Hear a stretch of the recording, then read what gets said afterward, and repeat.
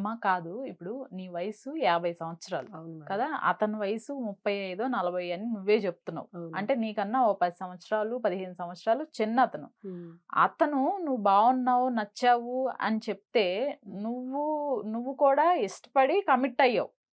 అవునా? అంతే కదా! హ్మ్. ఇప్పుడు అంత తప్పు అతను చేసినట్లు ఎలా ఎలా చెప్తున్నావు నువ్వసలు? తప్పంటే అసలు నేనెప్పుడు ఆ తప్పు నేను పరాయి మగాడితో సరేనమ్మా ఇంతకు ముందు కాదు. ఇప్పుడు హ్మ్. చేసావు గదా! హ్మ్. ఇప్పుడు చేసావు. నువ్వు ఇష్టంతోనే చేసావా? చేయలేదా?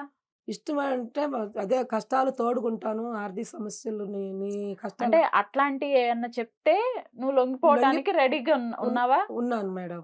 అట్లా కాదమ్మా. మీరలా మాట్లాడకండి. అట్లా అలా కాదు. ఇప్పుడు ఆమె కాదు మేడం. వాళ్ళకి ఇప్పుడు వాళ్ళ పిల్లలు ఆళ్ళిద్దరికి పుట్టినోళ్ళే గదా! నువ్వు హ్మ్. ఇష్టపడి కలిసావు గదా! అతనితో ఇష్టపడే గదా కలిసావు. ఇప్పుడేంటి మరి సమస్య ఏంటసలు?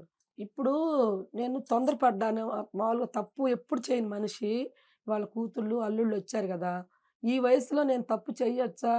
ఎందుకు చేశానని బాధపడుతున్నాను మేడం. ఇప్పుడు మళ్ళీ చేసిన తర్వాత. చేసిన తర్వాత తను హ్మ్.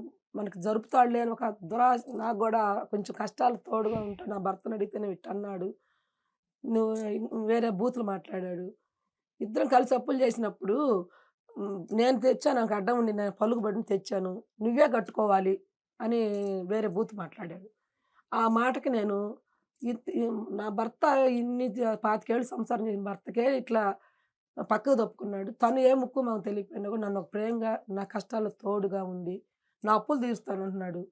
ఒక ఆయన్ని ఇష్టపడితే ఏమైద్ది అని ఒక ఒక తొందరపడి ఆలోచనొచ్చింది. తప్పు అనిపించాలి ఆ టైంలో నాకు. సరే. హ్మ్. ఓకే. చేశాను మేడం. చేశారు. ఓకే. తప్పు చేశాను ఇప్పుడేం ఒప్పుకుంటున్నాను. జరిగింది? ఓకే.